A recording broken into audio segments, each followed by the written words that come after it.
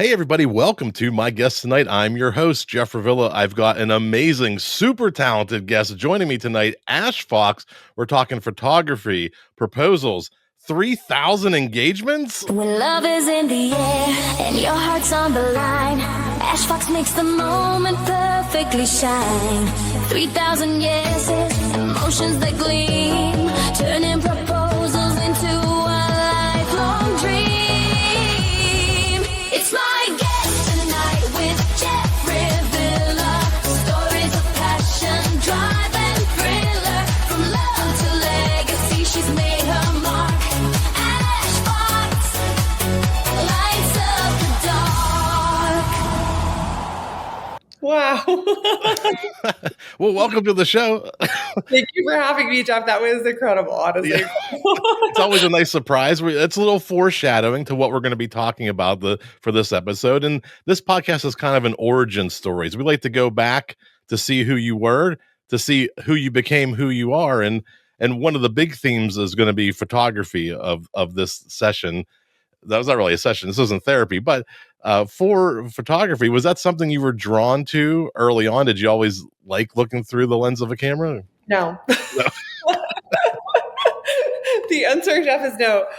I was not a photographer when I was little. I think I just wanted to be an artist. I was a very artistic person. I was always making things. I was doing collages. I would take jeans and remake them. I was painting, doing acrylic painting. And then I went to school for art at NYU, and it was a fine art program. And I was studying esoteric, philosophy around art and theory and making art based on theory. It was very serious because they were trying to make us into artists that would show around the world. And while I was actually in school, I took one photography class. And yes, I had this totally romantic notion about photography because when I was in school, it was that little bridge before everything went digital. At that time, there was still film holding on for, dear life. Now there of course are people who still doing film. But film was the gold standard for all the years. That's all there was. And then digital came out. And people were slowly shifting over to digital, but we still had a dark room at NYU. We still had a traditional film class. And I was so excited to take it, Jeff. It was so magical and romantic to me. And I took this class, and I must tell you, had things never went digital, I never would have become a photographer. Because what ended up happening to me was, one, I have allergies and I was allergic to all the chemicals. And then two, I just couldn't get over that you could put so much work into doing a shoot, and then if just one thing went wrong in the developing, all of the photos would be ruined. So I was very grateful that they came out with digital photography. And that era too of, people were still clinging on to film for a while in the late 90s, early 90s. People were kind of snobby about this is photography, not this digital medium stuff. And there was this great divide, but over time we kind of see who won the battle between digital and the classic way of developing, which is good. It's because that allowed you to maybe scale, maybe learn faster, make more mistakes quicker, understand looking through that lens and seeing the end result. Was as you move towards digital, did you find it maybe not more forgiving, but you got more at bats at taking photos? Absolutely, Jeff. So it was 2005 when I was in school, 2005 to 2009. So it wasn't quite late 90s, but it was that tail end. I'm speaking from my experience. That's okay. But it was that tail end where people still were trying to hold on to these film developing studios and that romantic notion around film, which I still hold dear in my heart. And I recently did a film shoot for a friend who got engaged, and she specifically wanted film, her and her partner. So we did it. And it was amazing and beautiful. And we had it professionally developed, not me in the studio, blowing my nose. But basically, the funny thing about my story, Jeff, is I never even played around with a camera before I got hired. So essentially, a friend of mine was a musician, and he was doing all these really cool photo shoots in New York City and hiring great photographers to shoot him. And him and I one day just had a conversation. I'm like, these shoots are getting so expensive. What if you just got a fancy camera? You and I could just figure this out and play around. And so I encouraged him to do it, and he did. And we were playing around. We were having so much fun. And then we did a couple shoots. And then when it came time for him to go on tour, he was like doing this pretty cool tour. He was like, hey, can you come on and be my photographer for it? So he ended up hiring me, and I had never, I really didn't have experience, but he trusted me because I had an eye and we played around. So that tour is where I got all my experience learning how to use this camera. And like you said, making mistakes and learning composition and learning how to even use a camera, which was totally on semi-automatic functions in those early days. And then crazy enough, at the same time, another friend ended up hiring me to be the photographer for this really cool New York rock and roll party. And so my first two jobs, I didn't even own my own camera. I was borrowing other people's cameras. They were set to, semi-automatic settings. But that's how I learned. I learned by doing and by working. I learned on the job. Yeah. It's kind of like, oh, you go to art school, you can do photography. It's Yeah. in my world, I've been a marketing director for 15 years. People still ask me to fix their printer. I'm like, it's kind of the same thing, but not the same thing. Right, exactly. So you're starting to get these jobs, and I think there is some great connection between studying fine art, building things, and painting, and doing these other aspects of setting a stage and setting a scene for the painting that maybe play into the photography, into setting the shot up and getting that perfect shot. Did you see any of that art school kind of carry over into just those early shoots with the bands and going on tour? Yeah, absolutely. Because part of the one piece of painting is knowing when to stop, right? Knowing when you have a finished piece. And a big part, and of course, composition, which is present in photography too. But photography, live photography at least, is so much about timing and like really feeling into that timing piece. And I think when you're making a piece of art, knowing when, okay, I've worked enough on this, maybe there's some connection there. But also, I think with photography, there's a huge amount of people who get into photography because one, shooting is really fun. They have a passion for it. Or they also really love equipment and the technique. And there's a lot of technique, and there's a lot of just interesting technology and how these cameras are made and all the new equipment that comes out. That wasn't me. I just straight up had an eye for composition. So that was mainly what I was going on when I became a photographer. I mainly was just being like, okay, I just feel like I'm constantly taking mental pictures of things, just watching life. Like I'd have a certain framing for things, and then I just would be like, okay, put the camera here. And so, but right, there was more to it. I did have to learn more technique as I went on. Yeah, that eye for photography and walking around and maybe even just like, oh, that could be a great shot, or this could be a great shot, and all those things. You start taking on other jobs. I'm assuming you go beyond touring in the bands and the local New York scene, and somehow did you shoot, or did a friend ask you to do a proposal?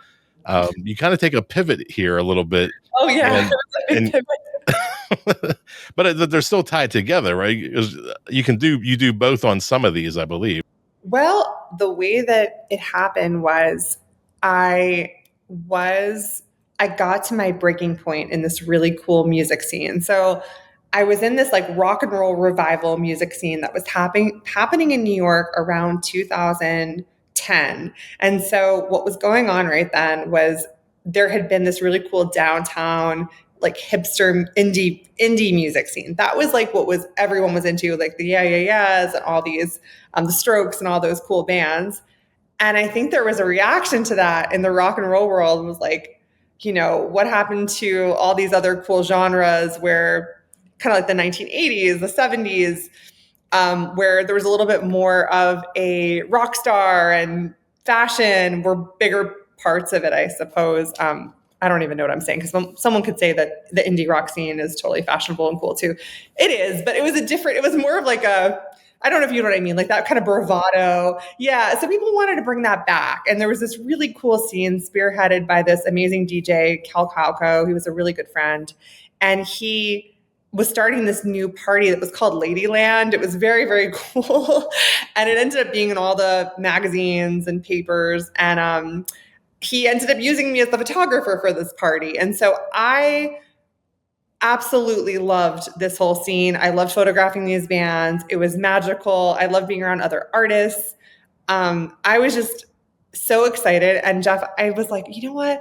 I think I'm going to be a photographer for Rolling Stone or Spin, and I'm going to go on tour with bands, and this is going to be my life. It's going to be like Almost Famous. And then everything just, the rug got pulled out from under me. And basically what happened was the whole, like, the city stopped supporting this sort of revival scene. It just was not what people wanted. Everyone wanted hip hop and pop music and dance music, EDM. And so they stopped supporting this party to be at different cool venues and things. And so I ended up having to do photography for all these nightclubs that were not what I thought was cool at the time. And I'm with a bunch of drunk people on drugs. And I remember there was a night I got like hit in the face by a girl, like literally like elbowed in the nose. And the manager, you know, I had to get my check at the end of the night, and he wants to sweet talk and like not give me my check. And it's like 4 a.m. And I'm like, I can't do this anymore. I'm over this nightlife scene. You know, this is not what I signed up for. So I got to my breaking point, and I remember talking to my dad, and he was, you know, like a mentor of mine and still is. And I said, what do you think? Like, what am I going to do? And he's just like, you need to do bar mitzvahs, baptisms, weddings. And I'm like, Dad, that's not cool. You know, I'm a cool rock and roll photographer. And I felt like a sellout. I'm like, I'm not a sellout. But I was so burned out, Jeff, that I needed to make a change. And so that is when I went on Craigslist, and I'm like, Dad, all right, I'm going to go find some, you know, regular fun little family events to do. And I started doing these family events, and truly, I really love them. They were so sweet. It was exactly what I needed to be doing. I learned a whole new skill set because these were totally different kinds of events. They were similar, but different.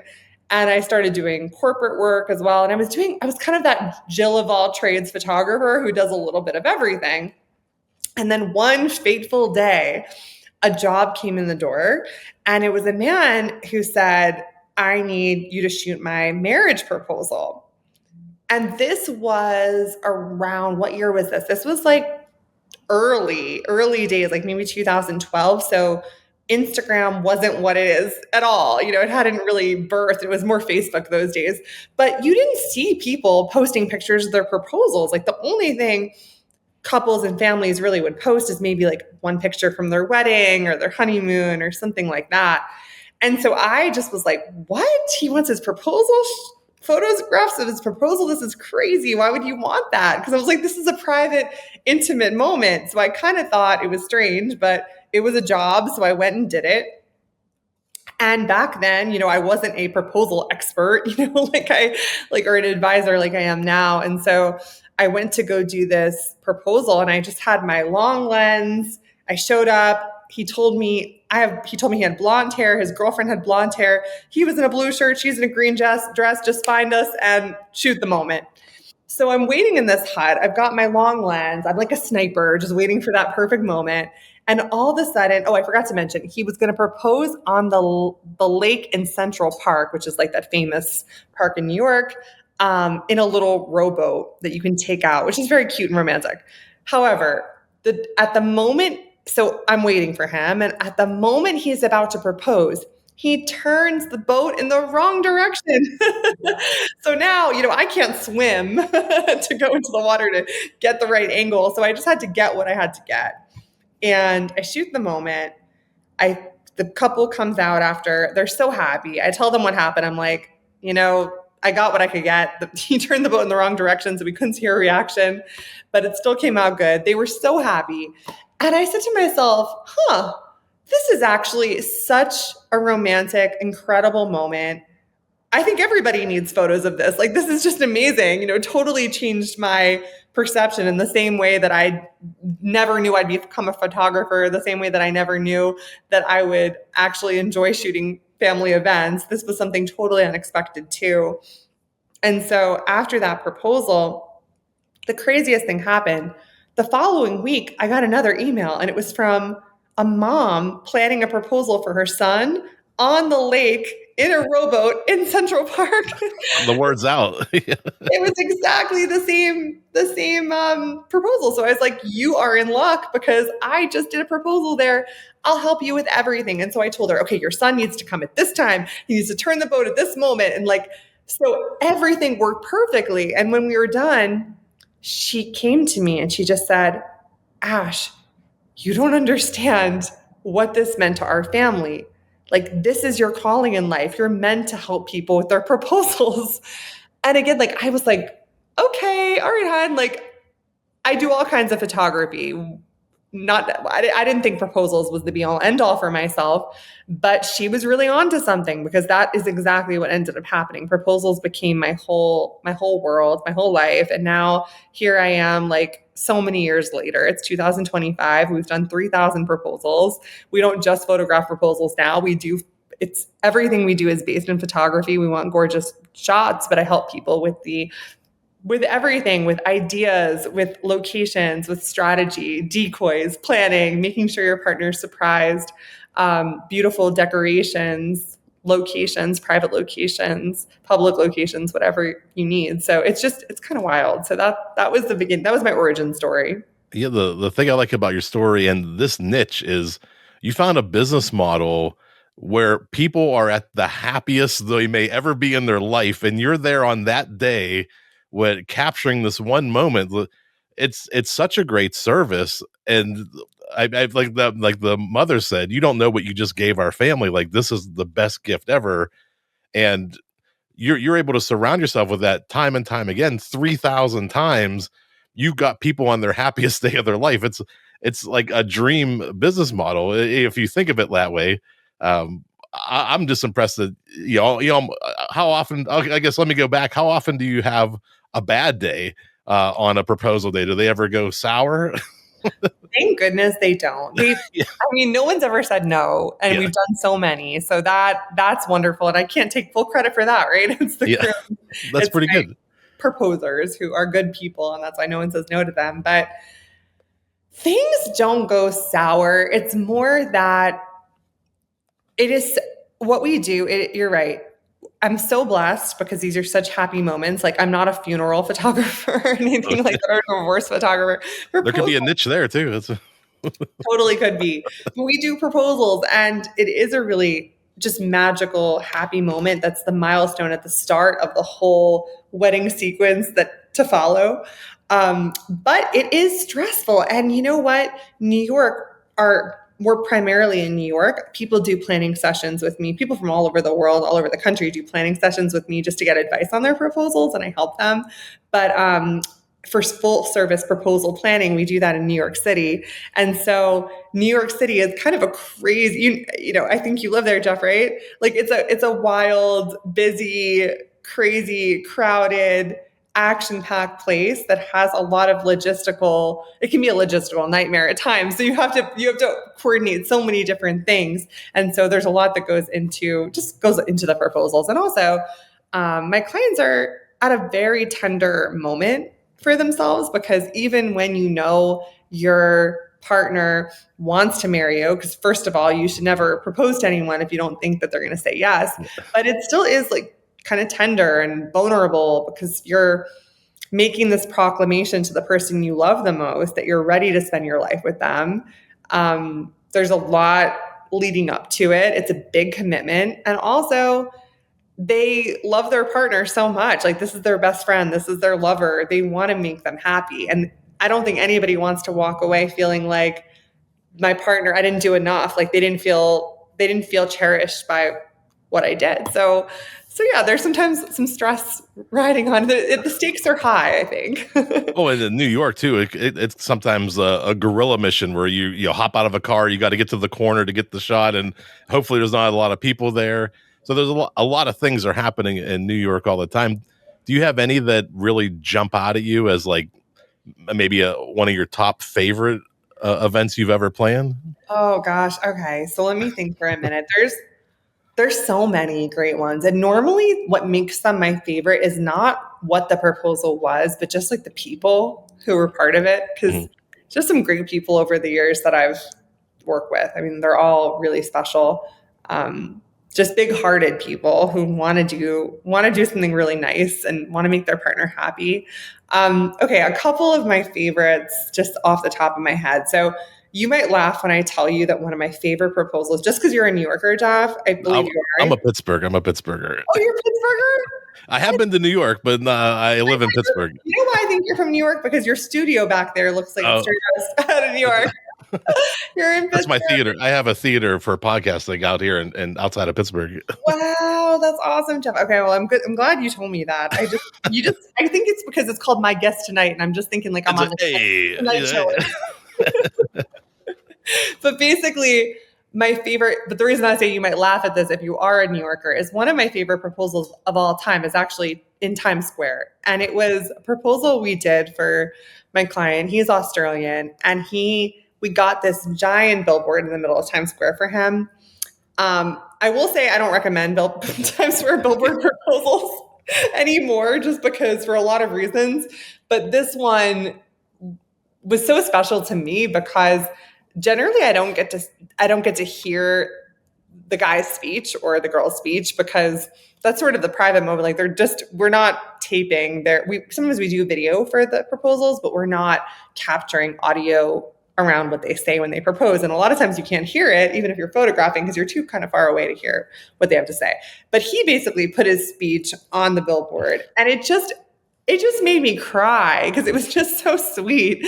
He said, here we are in the Big Apple. I'm so grateful to have you at my side. You're my best friend, my lover, and ... like the screen was like ... and a huge pain in my ass. But that's okay because I love you. And then he said, will you marry me? It just made me cry because it was just so simple. It was so sweet. It was so cute. And you know what? People in New York City who live in New York City probably wouldn't want a proposal on a billboard in Times Square, but they were from Australia. And so to them, the Big Apple, like New Yorkers don't call it that, but for them, New York's the Big Apple. And like to stand in the middle of Times Square and have this moment, it's really just so special. And I feel like honestly, my job it made me a less jaded person in a lot of ways, because I think you can get jaded living in New York and just thinking that you've seen it all, which you definitely haven't, and you can get on your high horse about things. And so it's funny, like a place like Times Square, which most New Yorkers like to avoid because they feel like it's all tourists and it's so crowded. It actually was like this tender moment for me where I was like, wow, like I got to see it through the eyes of my clients who are from all over the world. So that's one of my favorites. That's a great one. If I was a New Yorker, I probably would have had a proposal at a Gray's Papaya or a Ray's Pizza or something. I love it. I love that. So through the years, not just locally, but globally, you're consulting people, you're giving them ideas, you're sharing, the experiences that you've had, and you're building on these. And you've built this phenomenal business, 3,000 engagements total over 13, 14 years so far. That's a pretty good, every 5 years you're doing about 1,100 engagements. Where do you see this going? Is this something that you consult with other photographers around the country? Have you started training people to set up other businesses? Is this a growth opportunity for you? Maybe franchise model or something? You know what, Jeff? I haven't even really thought about that. Yeah. To be honest with you, it sounds like a good idea. Maybe you could be my business consultant. I feel like with my business, it's like one proposal at a time, usually, because we're always focused on what we have that week. And there's always a lot of people who definitely need hands-on. So Tuesday, today, while we're having this podcast, Tuesday is my planning session day. So it's when I have all my calls with my clients and we go over their concepts, their ideas, what they're going to do, game plans, all of that. It's pretty cool. So by the end of the day, I'm like, sometimes I'm a little fried. I was thinking that. I'm like, Jeff, I hope I'm not fried after my planning session day. But a lot of times we're just taking it one proposal at a time. Now, I do have dreams. I would love to have some outposts in other places for sure. I would love to do proposals in Paris, Rome, and so what we do, like I said, is we can help people from all over the world. Like I can consult with people. People do want to just talk because they're like, hey, I'm thinking about proposing to my girlfriend this way or that way, but what do you think about this? Because you've seen so many. What do you think? And how should I do it? And how should I ask her, get her parents involved or her family, or she has, or this is a second marriage, or we already have a child together. Like people have all kinds of interesting just stories and backgrounds and uniqueness and how they're trying to go about their proposal. So I love helping people in that way. But in New York, we have my team and we have 3 photographers that are my like trusted within my brand who like learned from me to like copy my style. And we have a style that we like to give our clients, which is just all about, really capturing the moment organically, but also having with artistry and with having artistic flair and with love, because we all feel a lot. And so we're in that moment with them. And so it's important to all of us like take on the emotions. We get excited with our clients. And so that joy comes through the photos. And then there's more to it because we also help our clients with the locations and helping them with the game plan and the strategy to get there. And then beautiful decorations, depending on what they like. Some people are more understated. Some people are more over the top. We have live musicians sometimes at our proposals playing their favorite songs. And so, so in New York, we can really do it all. And then we do have VIP clients from time to time. Like I had a wonderful client last year from the LA Rams who he sent me out to LA to do his proposal for him in LA. And it was amazing. I was there with them and we did this gorgeous proposal on a rooftop in Los Angeles, and which was totally over the top with like tons of flowers and giant "Marry Me" sign. And it was pretty epic. And I love doing that one. So we do them on location when people have requests. Are you pretty stealthy with the setups, or does the bride to be or sometimes catch on prior, or are you pretty good at making sure it's a surprise? And it's always a surprise. Yeah. No, like the way that, all of my clients, I give them a game plan and decoys so that the goal is most couples today, Jeff, right? They know a proposal's coming generally, they just don't know when. So my goal is to make that when a surprise. Yeah. And so I try to give them a game plan, like a pretty easy to follow, foolproof game plan to get them to the location. And so, so the goal is that she gets to the spot, she's with him, just walking along. It could be 2 women, 2 men. It could be all different kinds of people we have doing proposals. Everybody proposes now. But they get to the location and usually she says, "Oh, this is pretty," but doesn't know it's for her necessarily. Like they could be walking in the park and being like, "Oh, this is so pretty. This beautiful gazebo with lights and candles. Oh, this is pretty." And then he takes her by the hand and she's like, "What?" And then he drops to his knee and she's like, "Oh my God, it was for me." So, and then with our rooftops, like our private proposals, generally they think they're going to something else. So she might think she's going to like a corporate event with him for work or meeting a colleague or meeting an old friend of his.